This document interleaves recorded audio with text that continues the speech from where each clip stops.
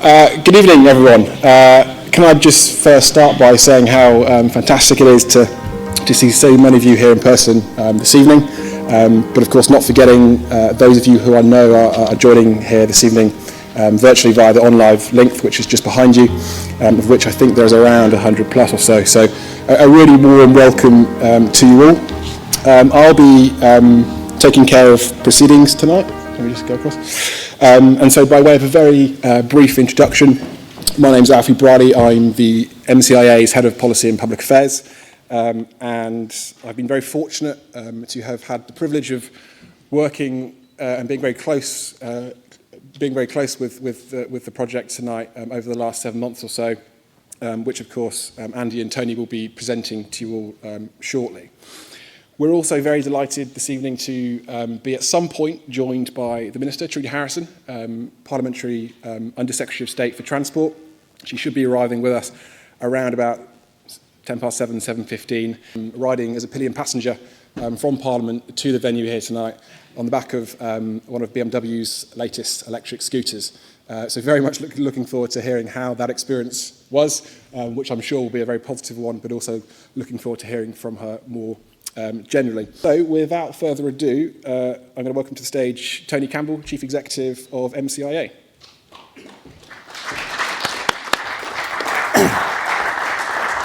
So it's first and foremost, I want to welcome you all here. As many of you will recall from 2019 when we launched the document, The Route to Tomorrow's Journeys, it was about where this sector sat in terms of becoming a transport solution as well as a leisure activity. If we think back, and not all of you are old enough in the room to realise that back in the 70s, power two-wheelers particularly were really the second car of the family. So the small capacity scooters, mopeds were very much part of that sort of transport mix. And then over time, as cars become more affordable and access to cars in terms of how you could buy a car, it started to really erode the market that we occupied as a sector, and all of our attention focused on leisure motorcycling. And really that's the history we have, and that's the perception that the market has of our sector. So we have a very exciting, enthusiastic bunch that ride our products, and we have a market which actually is doing incredibly well, but it is very leisure dominated. When I arrived, and some of the early meetings, particularly that I had with the road safety representatives, both at DFT and outside organisations, road safety was really the barrier that we had to somehow overcome and really present the sector in another way. As we will see in the next few years, the traffic mix has to change. And if we are to reach those net zero targets that we've been set. And therefore, when that traffic mix changes, then of course road safety, I believe, will become less of an issue when we have more people using smaller, lighter vehicles, whether they're 2, 3 or 4-wheel. So if the traffic mix is going to change, then that starts to overcome some of those challenges around road safety. As a sector, we've done a ton of work. In fact, when I joined MCIA, it was really our primary focus. How can we address the road safety challenges? And we had a large team at the time working exclusively on road safety initiatives. And we've actually launched a new initiative, which we're going to launch in March, working with a collaboration of people around road safety and how we can educate the riders of today to become better riders. And that will then allow us to work more closely with DFT and the road safety officials around what we can do about educating other road users. So we're very much aware of the challenges we have. But today is all about this sector and zero emissions and how this sector is going to transform in the coming months. I thought what I'd do first is just for everybody's benefit to really present where this sector sits from a regulatory perspective. So we're in a regulatory framework known as 168/2013. It's actually an EU regulation for this sector, L category, and it covers power 2, 3 and light 4-wheel. So it's fully regulated, it's licensed, and as with all road vehicles, they are obviously registered for the road. And I think really importantly is that the rider or the user is identified, they're insured, they're licensed, and more importantly, they're trained. So this is a sector which already already addresses a lot of those challenges. We know the market's already making some decisions. We're seeing it with the adoption of micro-mobility, and I know we've been working closely with DFT officials around what a regulatory framework could look like for micro-mobility, whether it should be legalised and what that should look like. And within this action plan is some recommendations around that. So there's three areas really that this sector occupies. There's personal mobility, and here's some examples, and all of these vehicles that you're going to see are fully electric and on the market as we speak today. In fact, the scooter that's just arrived there, that's the scooter that the Minister's going to be collected on. You'll see the Toyota iRoad, which is an L2 category vehicle, the Citroen Amy, which is an L6 category vehicle, a more traditional looking scooter, and that's an L1 moped category. And of course, not forgetting that in Europe, moped sharing schemes are already quite widespread, and it's something that this market is yet to sort of fully adopt. And then what about the other areas? So B2B, services, last mile. And here's some examples of L category vehicles, which again are on the market today and are in use. And you'll be familiar with some of these because I'm sure they've been delivering your parcels and your pizzas, particularly during COVID. So, but what about leisure mobility? So here's sort of 4 examples of vehicles which are on the market today, and again, already fully electric. This area is going to be a particular challenge for us, and this is where we need a more flexible, dynamic approach in terms of how we're going to address this. Not only is technology going to be a challenge for us in this area, but certainly motivating the customer is going to be probably the biggest challenge. After all, the traditional motorcyclist is a real petrol head. So how are we going to get that customer to think, and how are we going to excite them? I think from an industry perspective, we're relishing that challenge because part of our issue has been that we've struggled to bring young people into our marketplace. And for sure, these new technologies are going to be able to sort of allow us to do that. So what about the fully electric or the zero at the tailpipe market that already exists today and how it's evolved? And you can see here the two main categories, L1 and L3, including other LCAT. You can see this exponential growth in the market in the last few years. And we're seeing year on year. So last mile fleets are transitioning into zero emission products. And we're seeing that commuters, particularly this has been really stimulated by COVID.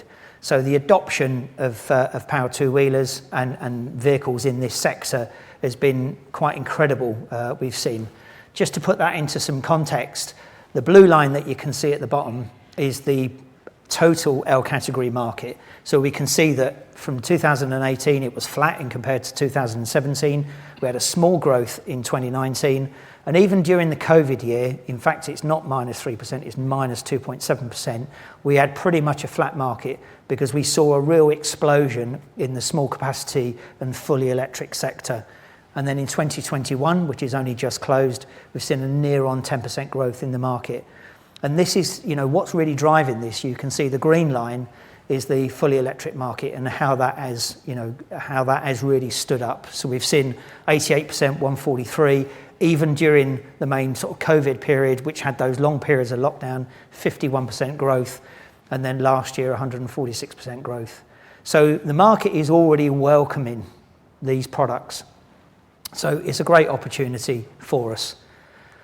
So in terms of weight within the sector, back in 2020, you can see that it was 2.2% in terms of share, and already we're seeing that it's a 5% share. So it's growing, and those figures I showed earlier are an example of that. And you can see the electric only, so alternative fuels, and we're seeing this really positive trend. So why do we think that L category is part of the solution? So if we think about active travel, which absolutely as a sector we absolutely fully support, we're behind it. We don't see that we should replace active travel. We are supporting all of the government's direction and arguments around that. But there is this space in between active travel, which includes public transport and the electric car. So the electric car or small van absolutely is not a one fixed solution. There is this big space in between, not just in the urban and suburban setting, but also in terms of rural communities and being able to move people efficiently in those areas, and more importantly, to be able to afford to do that. So one of the government's, in fact, I think it was Jesse Norman that I first heard when the government published the future of urban mobility, and it was about prompting people to think differently about the car. You know, you think about that as a challenge. 60, 70 years really that cars have, been available to the masses, and in this country really since the sort of 70s right through to now is. Cars are absolutely embedded into people's daily lives. So how are we going to get people to think differently? The solution isn't let's get everybody in an electric car, because environmentally they're not actually that friendly if you look at it from a life cycle analysis. Yes, they're zero at the tailpipe, but the energy and the materials that go into producing an electric car, its life cycle during its life and then end of life are quite significant. So back in December, working with the team at Zemo, we published a life cycle analysis study, which really made a very concrete argument for the sector. So if we look at a typical moped and how that compares in terms of this life cycle analysis, so it's all of the emissions created from production through to in life and then end of life, you can see there's some significant benefits, even when compared to an electric car. If we then look at a medium-sized electric motorcycle in this context, you can see compared to a fully electric car, still very, very, very beneficial. And then, of course, a mild hybrid, petrol hybrid car, and again, some fantastic savings. This study has been published. It's referenced and will be referenced throughout this action plan. But we just have to open our minds to say, actually, if we're going to think differently about the car, what are the practical alternatives? And I think that's the key thing, because we're just simply not going to get everybody actively travelling. It's not the one fixed solution. So what does, not the second best, but what does that sort of jigsaw puzzle and the future of transport look like? So I think we're addressing, or I'm confident we're addressing most of that, or if not all of it, in the action plan. Certainly at that high level in terms of the work streams that need to come out and the output of the action plan. But to present it more from another perspective, I'm going to hand back to Alfie, and he's going to take us through the rest of the evening. Thank you.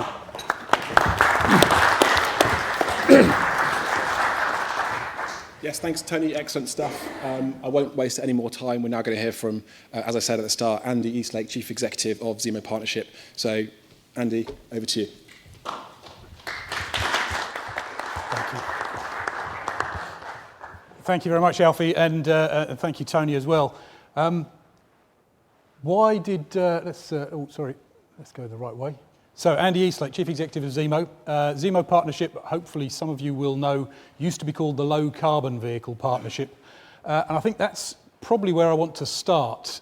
This has been a journey, I would say, and I've called it here policy enlightenment, and I'm very pleased there are some policy people who are equally enlightened as me in the process of doing that. When we were set up as Low Carbon Vehicle Partnership 20 years ago, actually there was within that original Powering Future Vehicles strategy mention of things like powered two-wheelers. There was mention of life cycle analysis being necessary in terms of the way we move forward and the way we think about our vehicles. But even then, there was very much a focus on how do we get lower carbon vehicles and lower carbon fuels on the road quickly. That's the focus, that's what we need to really channel our activities to. And I think that would be, if you like, the main thrust for many of the years that I've been doing this has been on how do we electrify or put a lower carbon fuel into the car that we've got and carry on doing the same thing. And I think in the last 2 years, and I will credit Bob and his team and Richard and Caroline who are here today as well. In the last 2 years, I think that's where the narrative has fundamentally changed. We've moved away from electrifying cars into thinking about transport and mobility and thinking about carbon in a very different way. And if you look at some of the documents that have come out in the last couple of years, this is where we've seen the change. And this is what's really opened up the opportunity for Tony and I, who met, I think it was 4 years ago at a dinner in the way that gentlemen of our age do, and discussed, well, actually, we've got the same problem here. We've got this opportunity that we see in the L category sector, but we're struggling to cut through and get resonance, get people to listen to us. And these documents here, so both from 2019 and 2021, really start to highlight all of the key elements that make up a sustainable transport system. And it's not about just active travel, it's not about just public transport, it's not about just low carbon or zero emission energy, it's not about just electric vehicles. It's about all of these and putting them together with behaviour change and indeed travel reduction, of course, as well. So why is this a big problem, and why is this something that we want to focus on? And why is this sector so interesting? And one of the reasons is that it's complex. Tony highlighted a range of vehicles there. This covers everything from what is almost a car to everything down to what is almost a bicycle. And in that spectrum, you've got a huge range of different vehicles, a huge range of different users of different ages and different abilities. You've got all sorts of different priorities and reasons for using them. And that's what makes it both interesting and complex. And then we look at things like, and this I think is extracted from the Transport Decarbonisation Plan, or the initial document, really highlighting some of the things that we need to focus on. Averages don't work in transport. There is no one average journey. We talk about the number of trips, and you can talk about the number of trips, and we've got those there. You talk about the distance of those trips, it's a very different argument. 70% or 60% of the trips are made by car, but that covers 77, nearly 80% of the distance. And I think this is where we need to be really thinking about the detail, thinking about the complexity, and we come back to that narrative of the right vehicle for the right journey, which was really where we started 2 years ago with the Route to Tomorrow's Journeys. It was really about saying, actually, the car isn't the solution to every journey and every travel problem. There are a range of vehicles, and this is where we really wanted to get into this with the powered light vehicle sector. Overlay that with the pace of change that we need in terms of decarbonisation. And I think that was what really motivated us to push forward on this. And I think that, again, with the net zero agenda, that pace of change that we had been working on for nearly 20 years around the original 80% reduction in greenhouse gas that the Climate Change Act required, changing that to net zero really allowed us to focus the mind and start to think beyond what was going to kind of get us there just about, and we'd be okay with the 20%. This is now real, present, and it's urgent. And that was really what motivated us to move forward.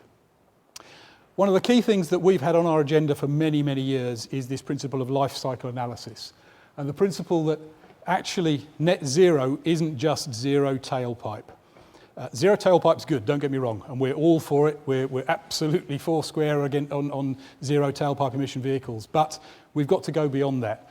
And we've got to think about the whole life cycle, not only the production of the vehicle that we've highlighted here, production of the fuel and the energy, and then disposal, and ultimately all of the ancillaries that go around that.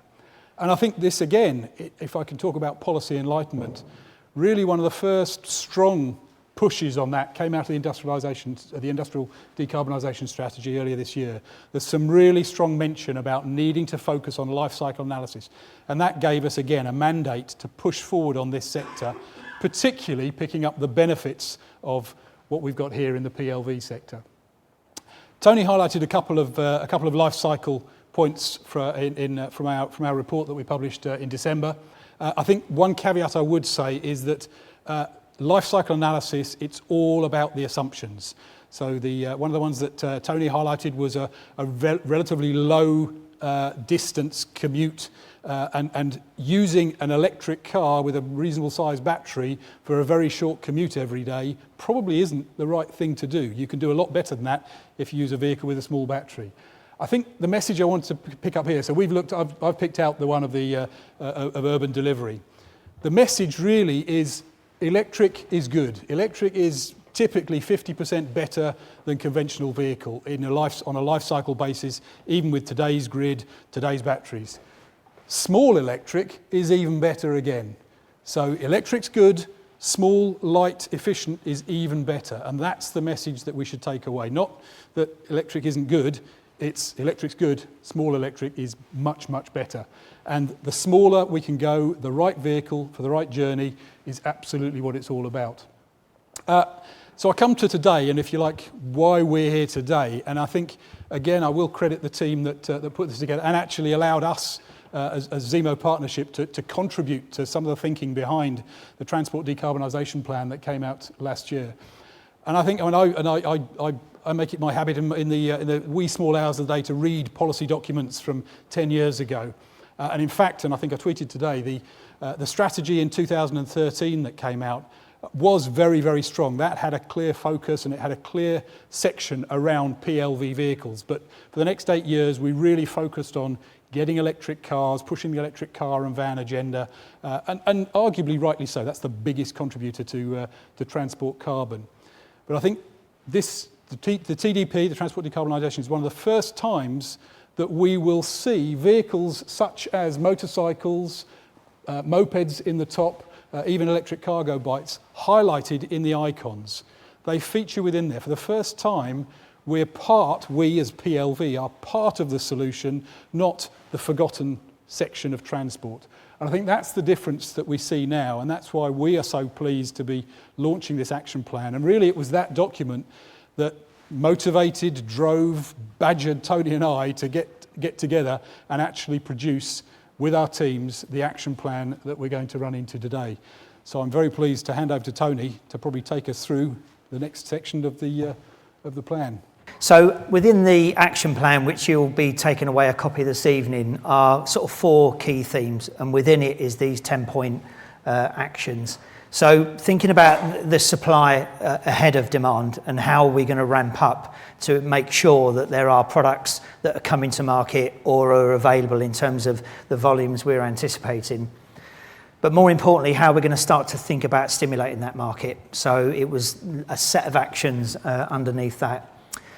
And then improving access. So I think I touched on already enough around road safety, but the licensing regimes and the testing regimes, they've become a barrier. They've become a barrier for the right reasons, but we've got to think more creatively about how we're going to overcome those challenges without compromising safety. So there's a whole area there around regulation and around licensing, which we'll speak about. And then, of course, as Andy said, I think as a sector, we've been forgotten in terms of, where does it fit in? And quite a few meetings I've done with local authorities, city authorities, it's been, we didn't really think about that because within the transport brief, power two-wheelers or this sector, L category, has not really been considered. So, as Andy said, the fact that it's now included in that high-level policy is going to make that bit that much easier. And of course, there's plenty of actions around that. So, moving on to sort of supply ahead of demand, we're really nervous as an industry. Having recently left the EU, I'm sure that's no secret in the room.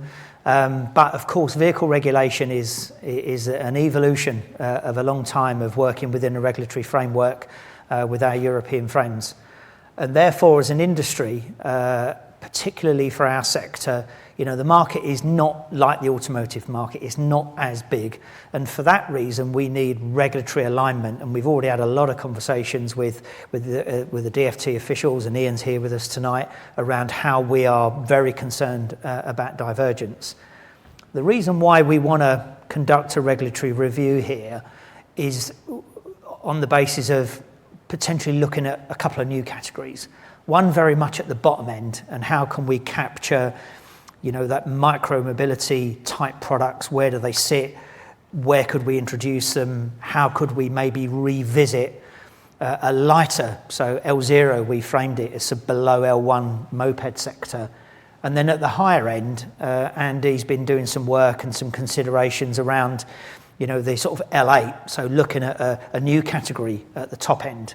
Of course, we don't know what's going to happen in the coming years around regulation, but we think there is definitely some space. And of course, the engineers in the room or the specialists in the room around these subjects will know that obviously that regulation has evolved. It's really been centred around internal combustion engine and all the technologies we know today. We know that it's very difficult to fudge changes into that regulatory framework. So we're going to be working closely with DFT in that area. I think one of the other key areas that we've seen success in the automotive industry, and we've worked as Zemo, we've worked with the automotive industry and the SMMT and Auto Council very broadly. And the way they've been able to leverage and identify real skills for the UK in power electronics, motors, batteries now, and then justify and leverage that sort of investment into those really key areas, really high value jobs here in the UK. We think that there's a real opportunity to build on that and identify how do we get slightly smaller motors, or how do we get some of those batteries into smaller vehicles? How do we leverage that, apply all of the benefits that we can see in the automotive sector, which is of strength of the UK without a doubt, and apply it to this sector. So we see the opportunities in the supply chain, working with that team and working with the incumbent industry here in the UK. There's a real opportunity to grow that. And I think in particular, as Tony said, some of the benefits of this sector, that it's a lower barrier to entry for whole vehicles. The regulatory environment and our niche vehicle group and niche vehicle sector here in the UK really has a great opportunity to jump into this space if we provide the right support and the right motivation and the right demand side. So this is where we see the potential UK PLC benefits coming from really driving this sector forward and actually building on the strengths that we've already seen across the rest of the sector in automotive in general. I think, as we know, one of the themes that's been coming through, and for all the right reasons, there's a keenness from government to help try to generate this industrial opportunities for the sector. And of course, with the announcements of the new battery gigafactories, one of the feedbacks I gave is that if we can get that battery production locally, then obviously the supply chain side, and you start to take cost out of the vehicle costs, and these are some real big challenges for our sector. So I think the right ideas are there. We know within these themes there's a lot of work to be done on how we're going to explore this and push this agenda forwards. Okay, so drive demand, stimulating the market. So as you will all be aware, and we've had a number of calls and discussions with DFT, this sector needs to have not such a broad brush approach. I think we already recognise that the M&N cat, which is cars and vans, is very almost one-dimensional in comparison to the complexity here. Up until this point, the grants have been very much L1 and L3 specific, understandably, because that's where the main part of the market is. But I think there's a big piece of work to do in order that we can revisit that, review it. The grant reduction is not necessarily, how can I put it, it's counterproductive to the action plan. So one of the key actions is making sure that we can review not just the grant, but what other stimulus do we need to look at to help encourage this sector forwards and the adoption of these vehicle types. And then finally, on the on this slide, conducting this public awareness campaign, industry is really keen to work closely with government to make sure that we can start to convert people's thinking, going back to the think differently about the car. So how are we going to build awareness around this vehicle type? How are we going to drive that change? And certainly single-handedly, that's going to be impossible for us as an industry to do, but we're certainly very open and willing to work in very close collaboration with government to make sure that those messages get out there to the consumer. One of the things we have in mind is maybe even at education level is looking at an equivalent to the bikeability course and how industry can sponsor that activity in schools to start to encourage the mindset of young people rather than thinking automatically about the car that they would like to buy when they're 17. And I've got that problem, by the way, because I've got a 17-year-old that's currently learning to drive. So there's a lot of work to be done there, and we have to start while people are young. And for us at Zemo, one of the key things about this was about understanding and realising there's a spectrum of vehicles. So at the moment we have anomalies in our support structures. You can get a salary sacrifice scheme for a car and for a bicycle, but you can't for anything in between. You can get a grant for a van, an electric cargo bike, but you can't for an L7 vehicle. So it's not about asking for the same things. It's about looking at a spectrum, looking at comparability, making sure that we don't have unintended consequences by having incentives that have cliff edges, which can cause exactly the wrong behaviours at the time. So that's where looking at the grant structure and realising this sector is a part of the solution and needs to be considered whenever we're building these policies together. And when we come to campaigns, I think we built our name on things like new car fuel economy labels. There is currently no legal labelling requirement in this sector. Things like the work we're doing currently on total cost of ownership and trying to get that transparency into the car and van sector, well, absolutely, it should all factor into these vehicles as well. Let's treat them all the same and give them the same opportunities to get the support, information, so that people can make their decisions based on a fair comparison between vehicles rather than having one picture of a car and one way of calculating its cost and a different one for a motorbike or an L category vehicle. Okay, so moving on then. So improving access, and this is one of the areas that's going to be quite sensitive, and we understand why. We have put together some proposals on how the regulatory framework and the licensing process can work. We've had some early discussions with the DVSA, who are very open-minded, and also some of the officials at the DFT. It's really important that this is addressed. As I said, as much as vehicle regulation is, as I said, very, very difficult to manipulate to suit all types of vehicles and innovation and new technologies as they are introduced to the market, licensing really dovetails into that regulation as well. So it's really important that we can not necessarily completely pull the drains up, but we really do need to have a look at how we can transition people into that licensing regime without repetitive testing, actually doing exactly the same test when actually they've got years of experience, which really should be recognised. So some of the areas there that we're proposing, again, this licence review, it will need to take place.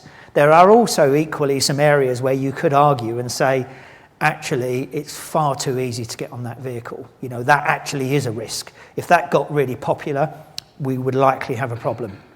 So, our argument is let's not look at things retrospectively and deal with those challenges when they become a problem. Let's get ahead of the game and start to plan out what that should look like to make sure that we, avert any risk, but also stimulate and encourage the market at the same time. And then on point number 7, the industry, in fact, government back in 1990, I believe, actually developed the idea which was Wheels to Work. The government at that time, if I recall rightly, I think John Major was Prime Minister, they recognised that rural transport was a real challenge, trying to move not just young people, but people in deprived communities or rural communities. When public transport was all being cut, it was how we're going to move these people. And we almost forced people into the car. And Wheels to Work was born. And Wheels to Work was a fantastic success, being really supported by central government up until about 4 years ago now. So it was getting central government funding. There were, at the height, 61 schemes in operation, over 6,000 vehicles on fleet. And you'll see in the action plan some real life examples of people that are benefiting from the Wheels to Work programme. One of the issues with Wheels to Work is, first and foremost, central government funding was stopped and it was diverted into the Sustainable Transport Fund for local authorities to then decide where the money should be spent. Right or wrongfully, a lot of the funding support for those schemes was pulled, and without that support, those schemes weren't financially sustainable for a whole number of reasons. We started to have a closer look at that as an industry to say, okay, what can we do to try and help address this? And it became really obvious because there were a number of schemes that were operating very, very successfully, self-sufficient. So not reliant on either local government funding or national government funding. In fact, there was I use the word of business, let's be careful. Most of them operate as charities, but there was a sustainable model. So we transformed what was then the Wheels to Work Association into the Wheels to Work UK charity. We achieved charity status just over a year ago now. And we've put together a working example, a business case or a business model, and a modus operandi of how a scheme should operate. So we believe that we're in a great position now. I mean, at the moment, there's 23 schemes that are in operation, only less than 1,000 vehicles out on fleet. But Wheels to Work is a real step in the right direction to get people mobile again, affordably. So not just for young people into education and work, but also for people that, as I said, are less well off and don't have access to transport, and active travel is just simply not a solution. So there's a lot of work that we've done. You'll find that a very interesting read in the document, and we'll be working really hard in how we can reinvigorate Wheels to Work and start to put it back where it really deserves to be. I think just to pick up on Tony's point, one of the opportunities we see in this space is affordability, access to zero-emission transport for all. If you read the same Twitter bubble as I sit in, I suppose, you will see the noise about electric vehicles being too expensive, despite them being that much cheaper to run. Well, this is one way of making electric vehicles far more accessible for a wider section of society. And there are also added benefits of the reduced charging infrastructure, the reduced insurance costs and things like that. So it's about accessibility for all to zero emissions, which is really one of the opportunities that we see in this sector. Just picking up on a point, because I think I skipped past it. Actually, maybe the next slide, where are we? Yeah. Before we move on to this slide, I just want to pick up on the point around infrastructure and why it's less complicated for this sector, particularly as we see this frequent use, high mileage, urban, suburban travel. The majority of L category products have cassette type batteries. In fact, there's 5 manufacturers quite recently signed up to a battery consortium, so they would all be working on a common platform. And the majority, particularly in the L1 sector, but even in the lower end of L3, operate with cassette batteries, which means that they can be plugged in at home. Cassette batteries, often vehicles are sold with 2 batteries, so you can have one under your desk at work and one at home. And they don't, as I said, make those demands that the larger vehicles need, where you need this roadside charging infrastructure. One of the other big challenges, clearly, particularly in the urban setting, is if I live in a block of flats, or I live in a house and there's no street side parking or roadside charging, how is it that I'm going to charge electric vehicles? And this is where this sector can really play a key role.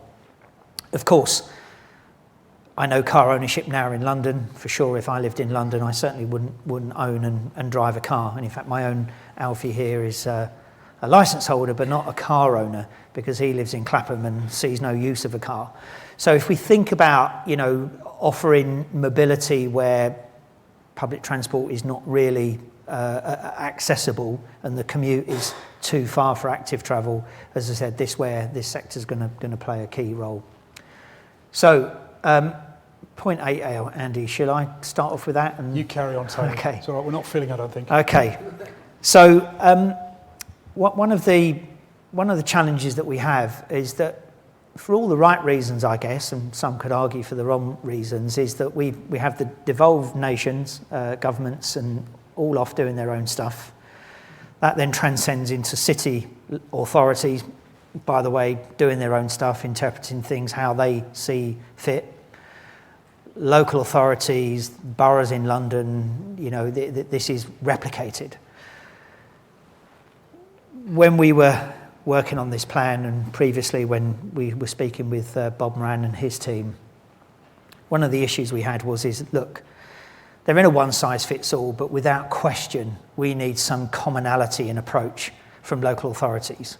It's going to be impossible to really upscale this and get people to think differently if every local authority, London Borough, City Council see the solution in different ways.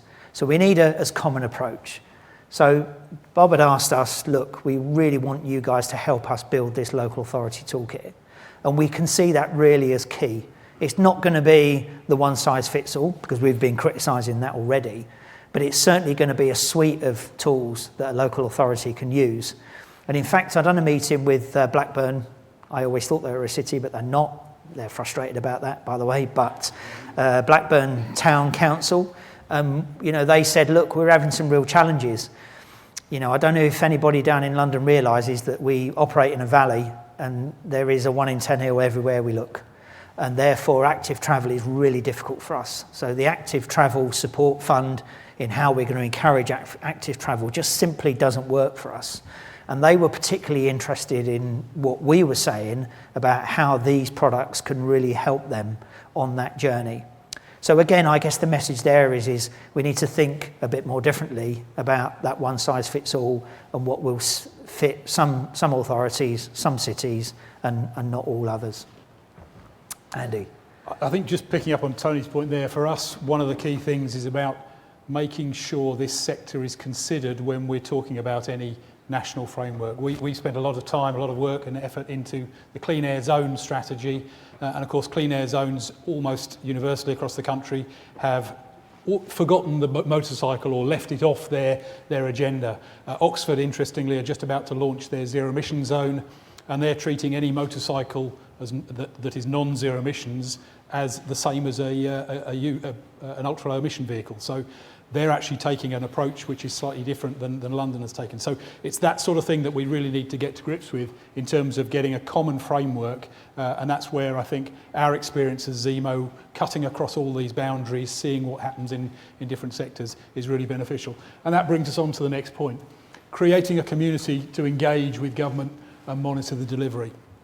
That is what we do. Zemo is all about creating the community, building the understanding, and then informing the policy and accelerating the market. That's the cycle that we go through. And I think one of the key things that we've found and that we've really sort of bring to this table is the need to get the users of the vehicles, the manufacturers of the vehicles, the suppliers of the energy, the academics, the environmental NGOs and government all in the same room. And that's where, with all due respect, a trade body can't do that on their own, and people like Zemo and some of our other NGO colleagues are really able to build these communities, cut across boundaries with no agenda behind it other than to cut carbon and to get to zero emissions. So that's why we're so pleased to be working with Tony and his team, bringing the industry into the same place as the people that are using these vehicles and the people that are regulating them. And on that community piece, obviously we do a lot of work. We speak regularly with the sort of rider group representatives within our membership. Unlike our automotive friends at the SMMT, we really represent the full spectrum of our sector. So whether it's from service providers through to people who do all of the rider wear and not just whole vehicles. So we have a really broad reach. And so, as we've been creating this piece of work, we have been working closely, and whilst understandably some of the rider groups are quite nervous about what this means because their members are very, as I said, very keen and wedded to, internal combustion engine. It's part of that experience of owning a motorcycle. They are absolutely working with us on taking that forwards, and that includes MAG and BMF and the other rider organisations. Another large piece of work that we've been doing is we actually run a special interest group for bike sport, so for motorsport in our sector. And clearly that is going to be, again, a big challenge, but we see particularly electrification in off-road sport, whether it's trials, enduro, motocross. It's going to really present and take down some of those barriers. We are already finding some real challenges with access to Forestry Commission land, so for these events to really take place. And therefore, the advent of electric sport in this sector is going to really present some fantastic opportunities and not face the same barriers that we've faced in the past. So a lot of work being done. So as Andy rightfully said, we're looking to bring all of the communities together. Of course, there will be some difference of opinion, but that's the nature of the beast. But if we are to achieve this end goal, we need to quickly accelerate people's mindset and change. Okay. think that the last point that we flagged up within the action plan, point 10, is all about the infrastructure. We've spoken a lot about the vehicles, the technology, the components that go into them. Zero-emission vehicles only work if we've got some good zero-emission energy in the right place at the right time at the right speed. And the infrastructure, and we are heavily embedded in working with government and the industry around developing the infrastructure for electric and zero-emission vehicles. And again, this sector is currently a little bit of an afterthought, and it's something we've got to really get this sector on the same agenda, around the same table within the Electric Vehicle Energy Task Force, and if we can't do it, I don't think anybody can, but to really bring this together. I think, in infrastructure, as in the vehicles, as in life cycle, it's really important to say that, less is more in this respect. The smaller the vehicles, smaller the amount of energy you need, smaller the infrastructure, smaller the wires, the plugs, the motors, you name it. It all works. I think just on that, when we launched the Journey document 2 years ago, it was about us trying to sell an argument. And that was well recognised, and I think I'll quote him now because I've quoted it to my board several times. Bob at the DFT, Bob Moran, he actually said that was a brilliant document. They were his words. I think we really did open people's minds around what this sector and its potential. We had that backdrop of some of the blockers and the reasons why it probably wasn't a good thing to promote. What's really exciting now for us is that I think it's accepted that we have a really big role that we can play. If we're really serious about getting people to think differently about the car, and those are not my words, they're the government's words, then we have to think about that in a more creative way, which means all those preconceptions, all those reasons not to, are now becoming reasons that we must, if we genuinely want to get to this end goal. And I think that's what's really exciting. You can imagine, from my perspective, trying to bring the large OEMs all sit on my board, listening to all the stuff I've been saying about powered light vehicles, about electrification. We're faced with these challenges, and I think important for us now is that we can work with the policymakers on making sure that we shape it and we get it right, not just in terms of that zero at the tailpipe argument, but looking at the life cycle analysis study and why it makes so much sense. There is a transitional argument to be had as well, so there's a big job to do, and I know it's going to be a very, very difficult challenge, but as an industry, we're open-minded, and we're certainly prepared to work in the collaborative way that we have. So most important for us was getting in policy first, and I think that's been the big achievement. Are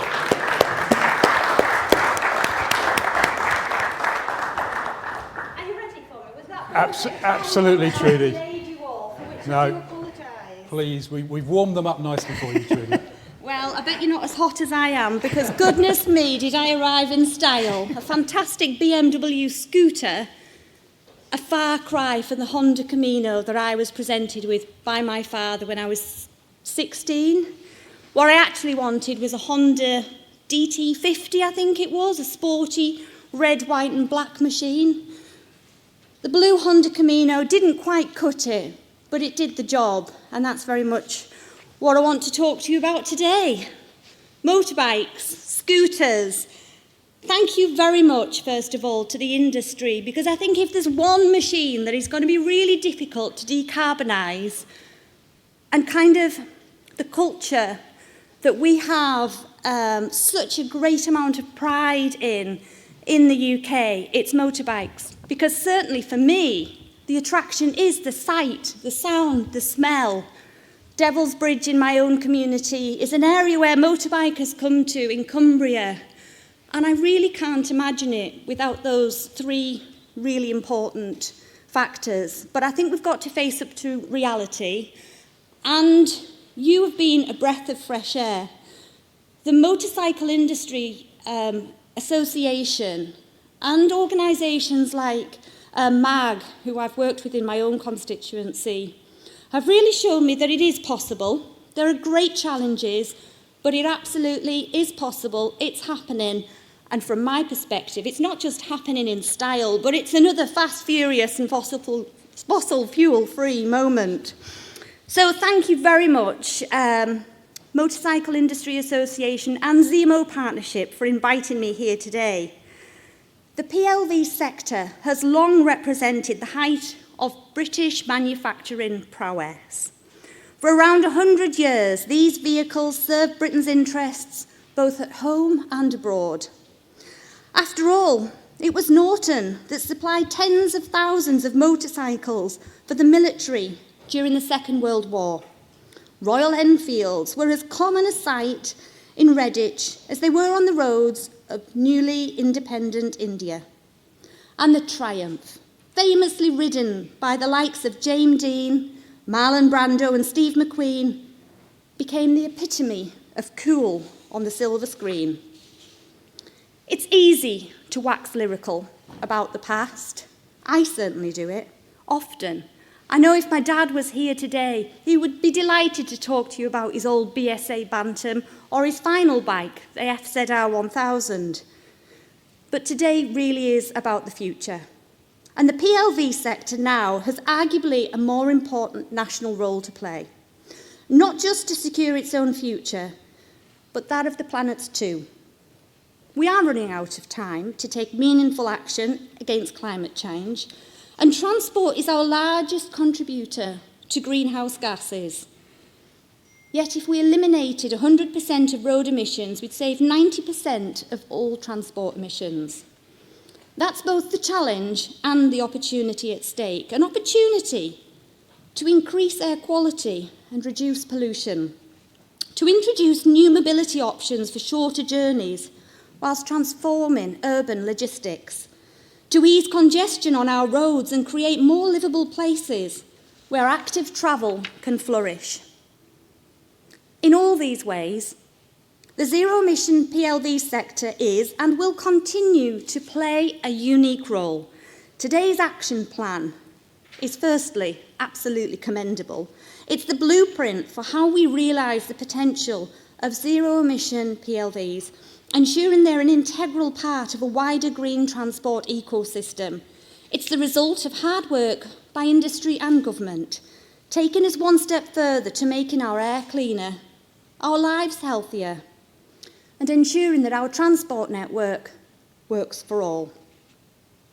Let me cover the three areas where zero-emission PLVs can make a significant impact, starting with logistics. The way we move is changing, as is the way we live. The rise of the gig economy and new apps mean we can have anything delivered to our door in minutes, or certainly next day if you're in Cumbria. The pandemic has exacerbated this longer-term trend where convenience is king, and this is a perfect space for smaller and lighter vehicles to step in.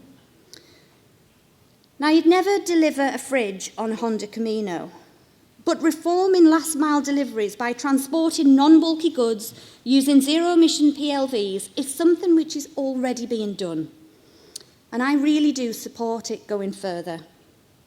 The second area is inclusivity. As a rural MP, every time I leave the house, I see the link between mobility and a better quality of life. That's why I'm particularly delighted that the action plan has a whole section on promoting and providing zero-emission transport in rural areas, in places like my own Copeland constituency in the Lake District.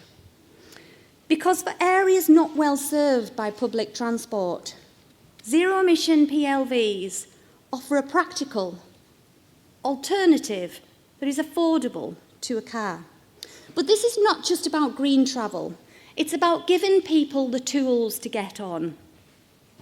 Just look at the Wheels to Work programme, which gives people travelling to work, education or training the chance to loan a moped at a subsidised rate, or the Kickstart programme, which has already helped 10,000 people access employment through their fleet of 300 mopeds and scooters. I see zero-emission PLVs as an increasingly important lever to give people, wherever they live, the freedom to access opportunity whilst also combating the social exclusion which has grown during the pandemic. They should sit alongside micromobility and shared transport options as new, low-cost, low-emission ways we can get people moving and help level up the country. And the third area is congestion.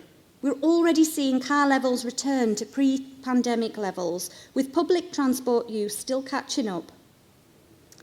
Clogged up roads are no good for our economy or our environment. And when you realise that a quarter of all car journeys are under 2 miles, the potential of zero-emission PLVs to fulfil those journeys is as clear as day. Their smaller size means more efficient use of road space, which will ease congestion. That also allows them to complement increased public transport use and the growth of cycling and walking infrastructure. But a key barrier to reducing emissions from our roads is single or lower occupancy vehicles. Astonishingly, 62% of trips are taken by lone drivers. So even if a small number of those switch to zero-emission PLVs, we would save thousands of tonnes of carbon, and also we would ease congestion. So let me turn to what I, a minister, and my government is doing. Firstly, we wholeheartedly welcome this plan and are ready to work with you all to fulfil the potential of the zero-emission PLV industry. I'm pleased to say that today's publication was a key commitment in last year's Transport Decarbonisation Plan, our roadmap to delivering green travel by 2050. We have already committed to ending the sale of new petrol and diesel cars by 2035. However, in order to meet the government's ambitious net zero target by 2050, all transport modes must be decarbonised, from the largest trucks to the smallest motorbikes. That's why later this year we'll be consulting on a phase-out date for the sale of new non-zero emission powered 2- and 3-wheelers. The consultation will reflect the current state of technology and also, very importantly, give consumers and manufacturers the time to adapt. But I know that this is not a one-size-fits-all approach. The L category sector encompasses a wide range of vehicle types, and we will find the most appropriate regulatory solution for each one. But for many potential owners of zero-emission PLVs, availability and price are still a high barrier to entry. It's why we're trying to stimulate both demand and supply, because increased uptake will lead to more choice and more affordability. We've already seen that in the car manufacturing, where the choice is increasing every time I seem to meet with a new car manufacturer. It's a virtuous circle that government is trying to kickstart. That's why the government's working with the industry, not just to increase affordability of zero-emission PLVs, but also to galvanise the UK supply chain. For example, Project Triumph, TE1, is leading the way in creating electric motorcycle capability, and manufacturers such as Maving show us that quality British electric motorcycles can be produced in the UK. Both these projects have been supported and co-funded by the UK government, and we are so keen to do more. Crucially, we also want to make riding a zero-emission PLV convenient. That means designing roads which incentivise their use and ensure charging infrastructure is readily available. This will be brought together later this year in the local authority's Transport Decarbonisation Toolkit to support local efforts to reduce carbon emissions from transport, including light-powered vehicles. So let me end by saying that we should be proud of our motorcycle manufacturing heritage, a heritage which I am delighted to see is seeing a resurgence taking place across the UK, with 1.4 million vehicles currently registered. However, only a sustainable revival will ensure this sector's survival, and today's plan is the first step of that journey to fulfil the enormous potential of a zero-emission PLV sector. securing its future, transforming how we travel, creating new green jobs, cutting emissions and keeping Britain moving. Thank you very much indeed.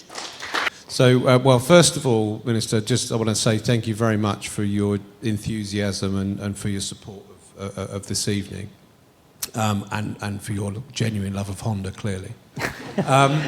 You mentioned that the L category is complex. There are a lot of different uses and a lot of different users, and that the image above you there demonstrates that. Yeah. But you've also outlined a very pragmatic approach to how we go forward with that. Could you just give us a little bit more about how that pragmatic approach will continue through potentially to legislation and regulation to help us deliver on the reduction of carbon? Yeah, I mean, I probably can't actually, but where we're at the moment, what we've done so far with cars, I think has been courageous and bold to set out that decision to ban the sale of new petrol and diesel cars in 2035. That was, the moment that I think manufacturers and consumers really took notice and recognised this is going to happen. And then we put, plan into place, and the result is, I think 11.6 of the new vehicles just being sold throughout 2021 had a plug attached. So we're really seeing it in cars. Oh, thank you. And the next stage is to look at, motorbikes, scooters, and you're right, in the presentation there's a line of all the different types, and it will be working with yourselves. I don't know whether you're a member of MAG or Motorcycle Industry Association. Motorcycle Industry Association. So it'll be absolutely working in very close collaboration, because we can't do it without you. You're very much part of our team in rolling this forward.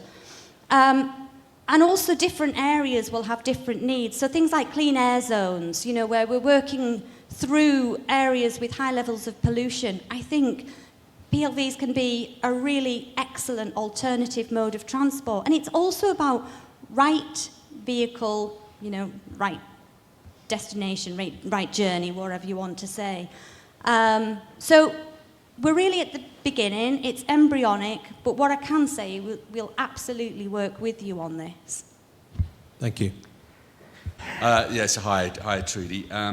So you mentioned in your address the government's commitment to stimulate demand, yet the significant reduction in the plug-in motorcycle grant, which was announced without notice in December, has had an immediate negative impact on our business and also the sector as a whole. And with affordability once again being a major challenge, we've lost a lot of momentum in terms of our collective decarb drive. So I'm just, it's welcoming to see the commitment in the action plan to review that decision. So I was just wondering whether you can give us an idea on timescale for that review and your sense of what the likely outcomes might be. Okay, well, certainly on the plug-in grants, I was fairly early into the role and realised that this was something I would be faced with. Ultimately, we haven't reduced the overall amount. In fact, it's gone up, but it was about making it go further. And also, I think you'd all agree, public finances are a finite amount, and we were very keen to try and make sure that the money that we were given would kickstart areas like the vans and vehicles for wheelchairs as well. We really tried to protect that. But I hear what you're saying. I think it's £1,500 is available for a motorbike up to 10,000. That was the old grant. Yeah. Yes. So it's been reduced from 1,500 to 150 maximum. So it was quite a significant drop in the amount available. So I think the point Steve was making there is which is why we discussed it with your team.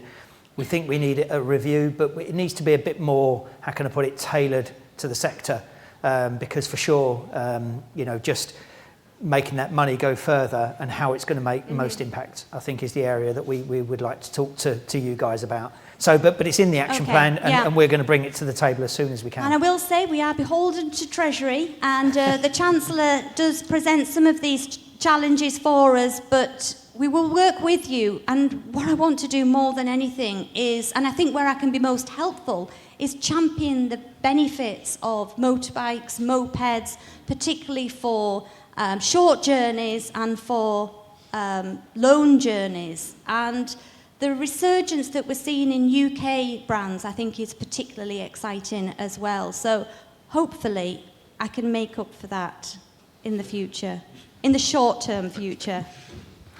Trudy, it's been a pleasure. Thank you very much. The action plan, I think we'll all agree, is comprehensive.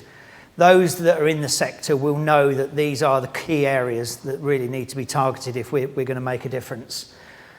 But it can only succeed with a collaborative, a supportive, open-minded approach. As I said, there's lots of reasons to not do something, and this is the moment to decongest your mind and really think about how we can really realise these opportunities. I think we all know decarbonisation was never going to be easy. There is a transitional argument with technology that exists today. So if we're really going to drive people to think differently about the car, we need to start to encourage them immediately and not wait. Products are coming through. You saw that earlier on. There's plenty of products coming through to the marketplace. That's being demonstrated by the take-up and the volumes. Not a lot needs to happen to really realise this full potential, because the market, very much like nature, has a way of finding a way. And therefore, if the market is starting to deliver and the opportunity, people will innovate and products will arrive. So I've already thanked the team at the DFT, but I'd once again like to thank them again for collaborative support and the work that we've done. And of course, we look forward to supporting everybody that's both online and with us tonight to deliver this solution. So thank you for your attention. I'm sorry that we've been pushed a bit later than we expected, but we're now I'm going to welcome Alfie back up, because he's going to put us in a position to take some questions, and I think to myself and Andy. So thank you.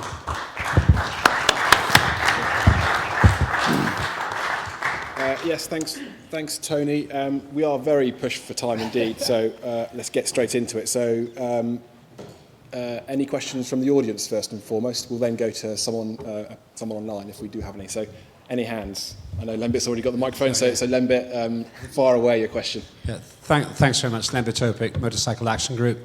Thanks for the presentation. Fascinating agenda.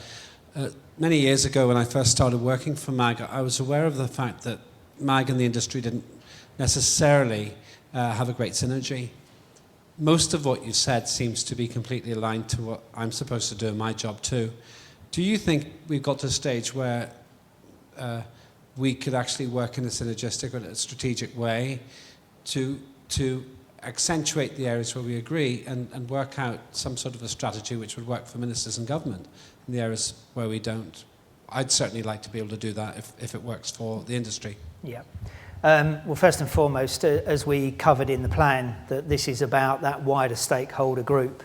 And I think representatives of the riders, and MAG being the primary one, it's important that we do work together. I think I've spoke with MAG more over the last 3 or 4 years than I think any of my predecessors ever did. And I see that collaboration accelerating now. The only way we're going to deliver on these 10 key actions, it is about influencing the riders. It's going to be about influencing my members, but also just making sure that we can work together on shaping the future policy. So for sure, Lembit, we look forward to working together. Great, thank you. I think we've probably got one more time to see if we have any questions online, at which point I'm going to go to James. Yeah, cool. Yeah, I'm kind of the embodiment of the virtual stream, guys, so I am here. I should apologise to those on the virtual stream. There's loads of questions, and clearly, we're not going to fit them all in. But maybe starting with one sort of generic, but I think really important one. So people are quite excited about the plan, actually keen to get involved, can see how they can contribute. So I guess the question is, how do they get involved? Well, I'll quickly respond from our perspective. I would ask people to reach out to us. We will be, as I said, this is where the real work starts. So we need to put together those working groups around each of the 10 themes, because they do need specific skill sets. So I think initially is to introduce themselves, let us know who they are, and then we can start involving them going forwards in those round tables and those working groups, as I said, to really work forward and push this action plan forwards. Yeah, and from Zemo's side, we've had an interest group for the PLV sector that's been variously sort of supported, but I think now is the start of when we move forward. So as you know, James, we've got groups on cars and vans, we've got a group on commercial vehicles, very active group on buses, one on fuels. Maybe now is the time where we actually set up a specific group around the PLV sector to pick up some of these items with Tony. So I think both Zemo and MCIA are welcoming interest into this, and we will then work together to channel this and get a very collaborative approach. You know, we're not here to empire build, we're here to work together with this agenda and with the people that want to get involved in it. So.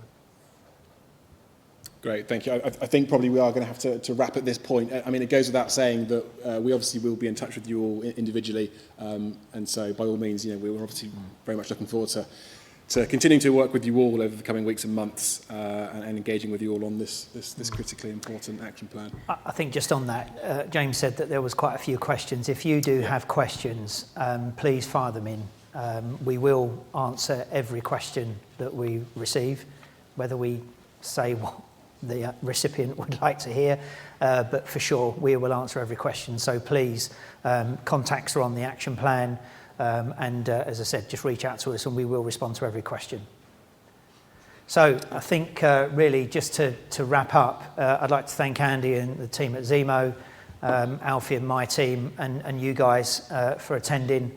It is really probably not showing as much excitement as I should be, but this is a really big moment and the end of, or rather the start of a lot of work that we're going to face in the coming years to deliver on this action plan. But to have government supporting us and working with us, addressing all of those key challenges is going to be a real challenge, a real excitement, and it's going to be challenging as well, I'm sure. So just want to say thank you very much, and once again, thanks for coming.